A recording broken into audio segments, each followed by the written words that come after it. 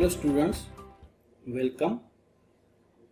So we'll start the second lecture of engineering materials, that is Introduction to Materials Science. So you should have a question in your mind that why to study engineering materials, what are engineering materials and how they are important to us. So to give a flavor of the course, let's scroll few slides about the journey of material science. So the material science or the metallurgy starts from the Bronze Age. Our ancestor knows very well to make an alloys. Alloys is a mixture of two or more metals. We will see it later. They are used to know the properties of metals and they used to cast the bronze for different shapes.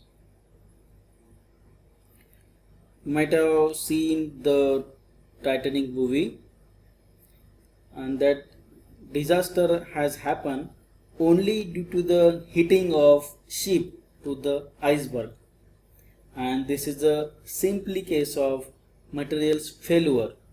Now the question is why this has happened, because the testing of the material has done at room temperature and the accident has happened at sub-ambient temperature, and this is due to the ductile to brittle transition with temperature. We will not go into the detail and we will discuss it later, but just to give you the glimpse of why material properties are important, I have shown this slide. Around 5,000 billion USD loss is there to global economy due to the corrosion, and this is the very gross problem now that every company is trying to find out a solution, and this is where the material science is important. Again you can see that these both images are of transistors. The left side image is of transistor made by a vacuum valve. The right side image is a transistor made up of silicon. Now you should wonder that what is the property of silicon that we can miniaturize the device smaller and smaller. To give you an example about this, you can imagine in 1990s a floppy disk of around 3.5 inch has size of only 1.54 megabyte, and now you can keep 1 terabyte pen drive in your pocket very easily without knowing anybody, and this is a big development in the material science, only possible due to the exploitation of their properties. When a space shuttle flies from atmosphere to the vacuum, its temperature becomes very high and it's more than 1000 degrees Celsius, and to avoid the failure of the material due to heat, we have to put the silica tiles on the surface. You can see the man here who is holding a silica tile on the space shuttle, and otherwise it will cause a high temperature on the surface and leads to the material failure, simply melting of the material also.